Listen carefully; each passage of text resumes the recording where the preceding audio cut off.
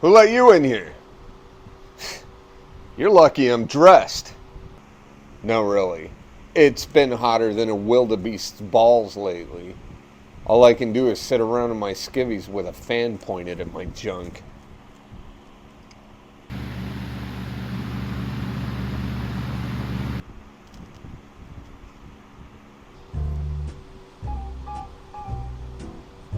As you may have noticed, I've been absent for the past few months. I was out of the studio and up in Gridley, California. You've never heard of Gridley? Really? How is that even possible? No, I'm just joshing you. If you've never heard of Gridley, don't feel bad. You don't drive to Gridley, you drive through Gridley. Its biggest claim to fame is that it has a Starbucks and it's on the way to Chico. While up there, I had the opportunity to play Mr. Mushnick in the Oroville Birdcage Theater's production of Little Shop of Horrors.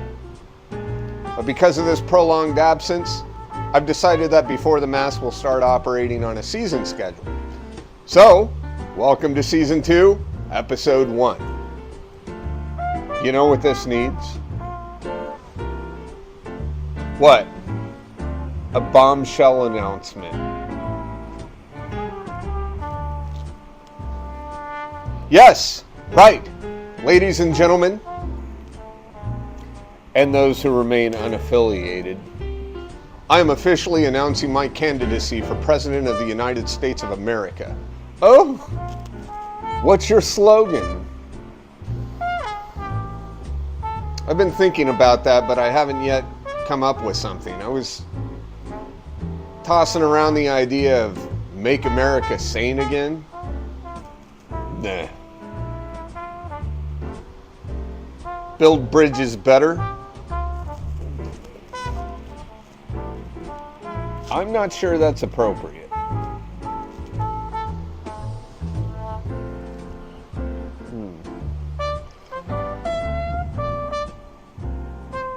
I mean, there's got to be something. Anything. Anything would be better than the choices that we have now. How about this? Have a fucking drink, America. Well, you'll never get the teetotaler vote. Well, nobody said it had to be alcohol. Although that would be preferable. Okay, what's your platform? That is an excellent question, and one that I would love to answer. But before I answer that, we have to ask ourselves other important questions. Like, what do we want to drink? We're at the precipice of an extraordinary decision, one that will make or break this entire evening. And when that question is answered, it won't be good for just some Americans. It will be good for all Americans that watch this show. And that's why I'm announcing my candidacy. And now, to the bar.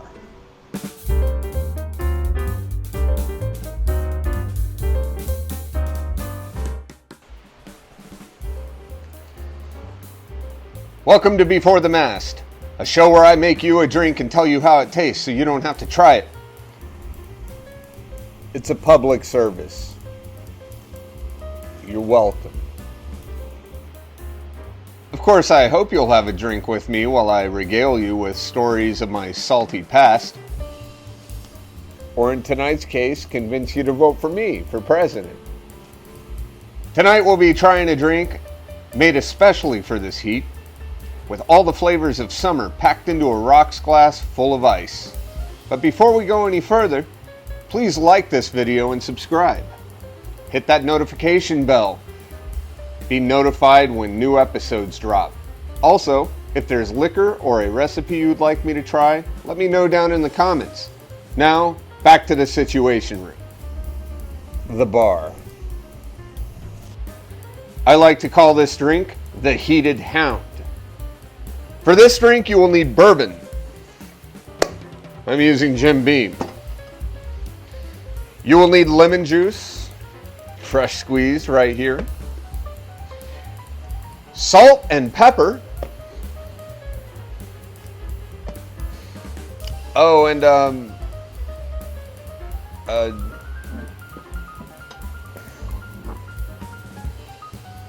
some fresh hot dog water.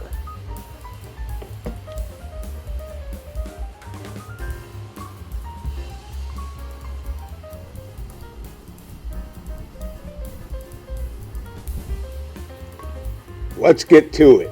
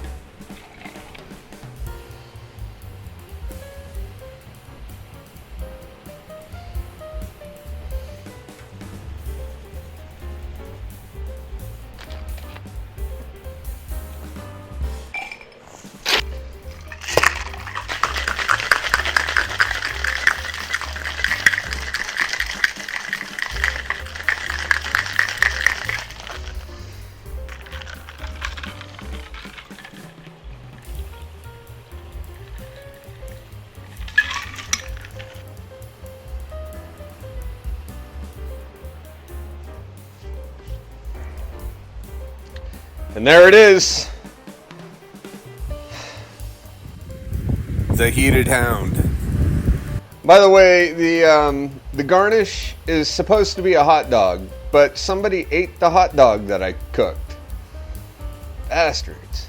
So I used a piece of bologna instead because, I mean, what is bologna other than a hot dog pancake? Well, anyway, here we go.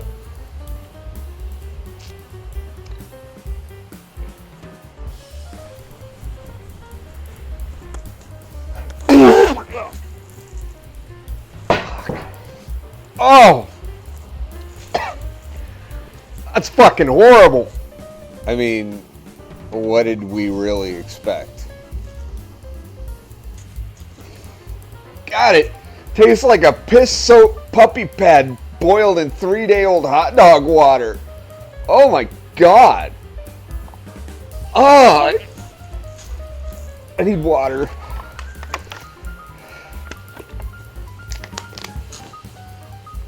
Oh, the water just makes the oils from the hot dog water coat your mouth. Oh. Oh. Oh. It's like trying to rinse your eyes out after being pepper sprayed. Only that was way more comfortable, pleasant. Oh, I don't like that. I need something. I need a remedy. Well, you could do a pirate shot. What's a pirate shot? Okay, hear me out. Got your shot of tequila, but instead of rimming it with salt, you put the salt in a line on your hand and you have a lime on the side. You take the shot, snort the salt, and squirt the lime in your eye. You'll only have one working eye and you'll be yelling "Yarr!" because of all the salt in your sinuses. How the fuck is that any better? How the fuck indeed. See what I did there? That's way better. What is it? A rum runner. I think I'll feature it in my next episode. That's tasty.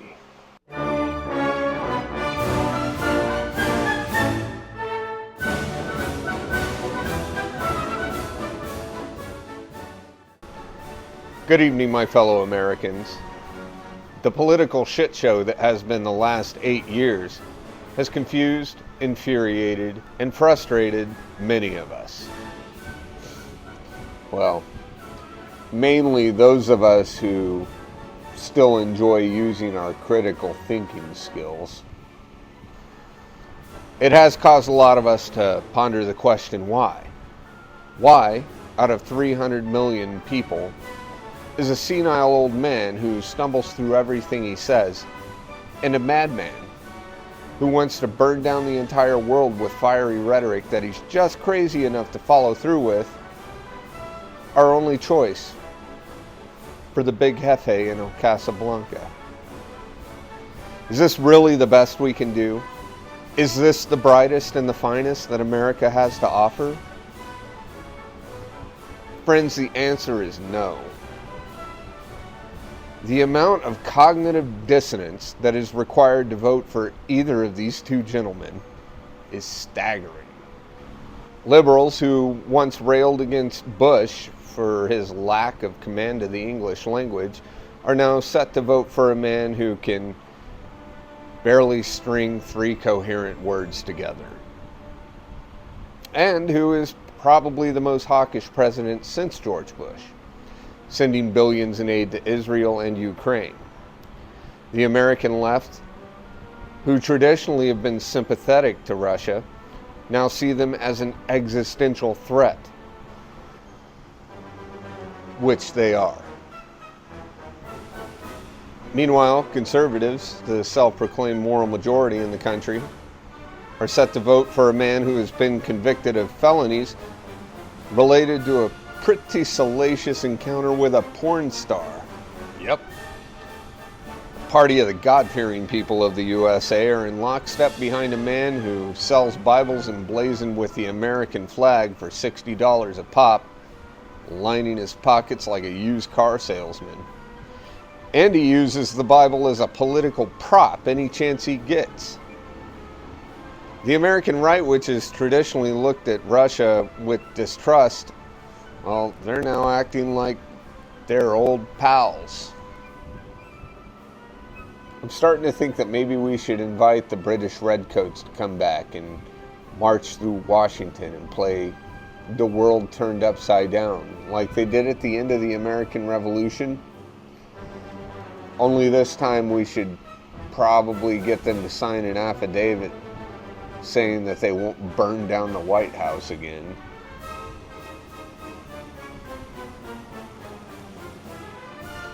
Now, I'm not smarter than you. Not by a long shot. I suck at math. But I did get 2 degrees in 1 week. It's true, you know. And I think I can run. The line between the two is pretty blurry lately.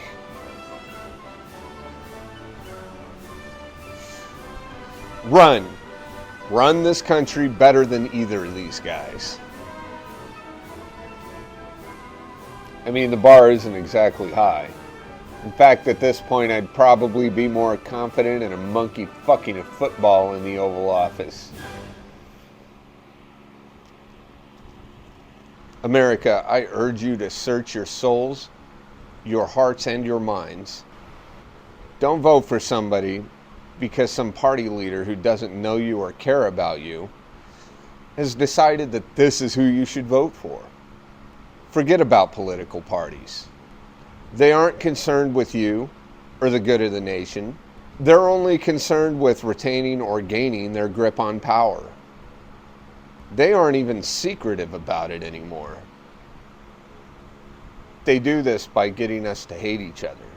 And then they laugh all the way to the bank with all those donations made by people who are barely scraping by, donated to people and entities worth millions of dollars in the first place. Yes, political parties suck. The only parties we should have are real ragers. Parties with plenty of rum, bourbon, and gin. And tequila, for those of you with a penchant for self-destruction.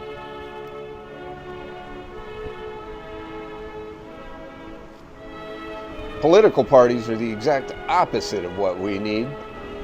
In my administration, I would surround myself with advisors from both the left and the right.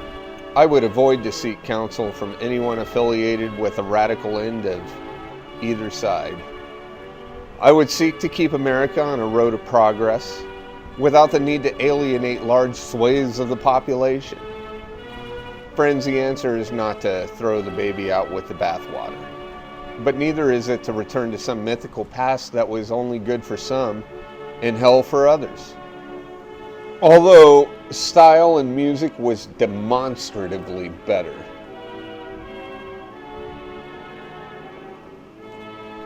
We must progress with the times, but we must maintain our values of freedom and the acceptance of the freedom of others.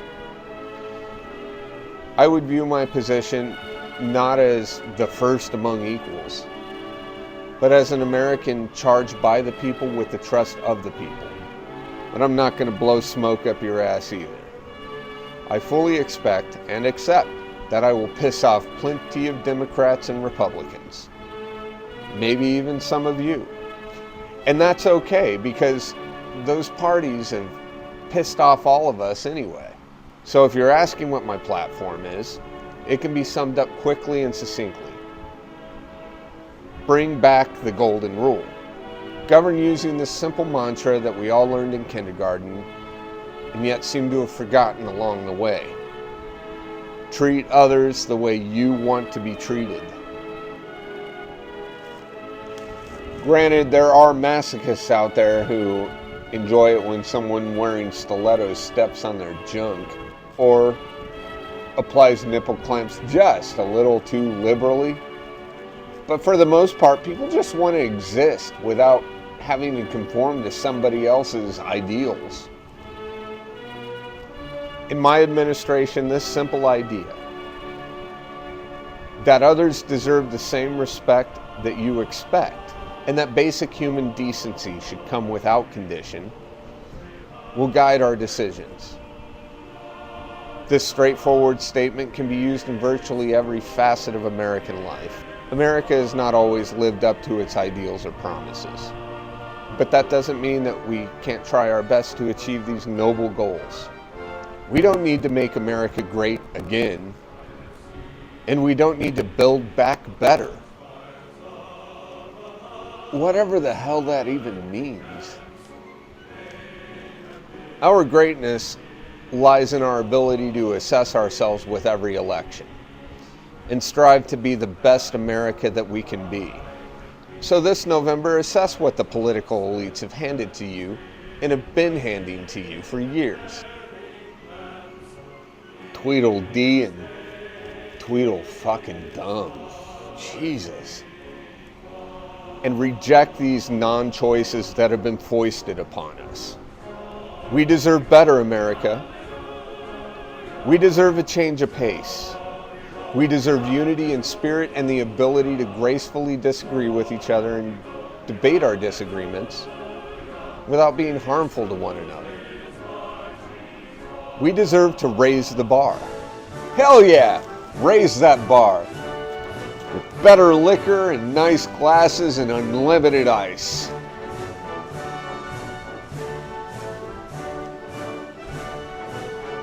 These two parties have had a monopoly, not only on our freedoms, but on our ideas and our future for the past 100 years. Take those shit choices that they keep shoving in our faces and shove them right back up in their crap hatches. For years, we've been stood up in by these dicks. It's time to stand up in them, America. Now, I'm not going to ask for donations to my campaign because the reality is we're all out here struggling. But if you want to send a bottle my way of rum, bourbon, gin, or vodka that you'd like me to try, you can be a friend of the mast. My email is below. Please contact me.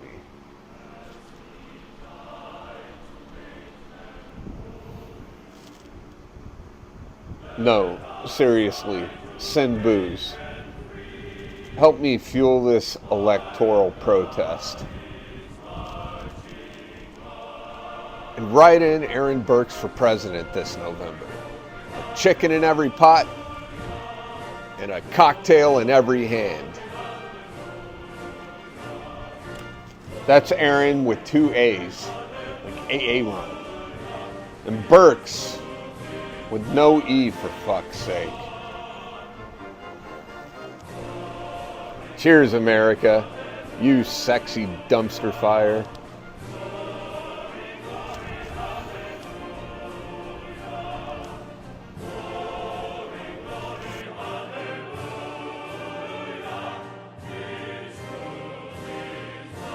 Now, who's going to be my vice president? Leave a comment and tell me why.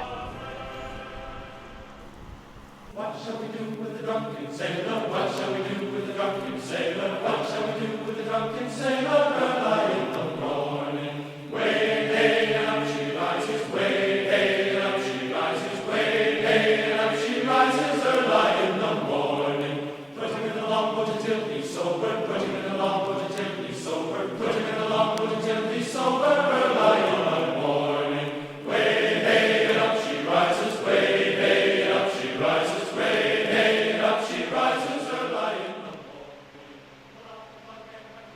God damn it.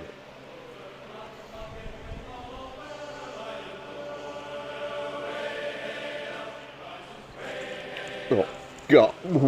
Oh. While up there, I had the opportunity to play Mr. Mushnick in the Birdcage Theater production of Little Shop of Horrors. Horrors.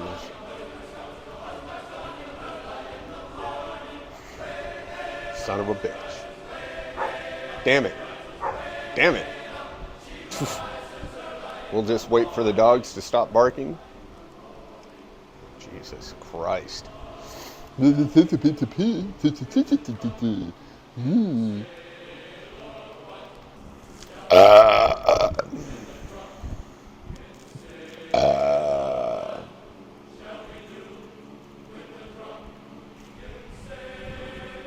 really, it's been hotter than... Hotter. It's been hotter.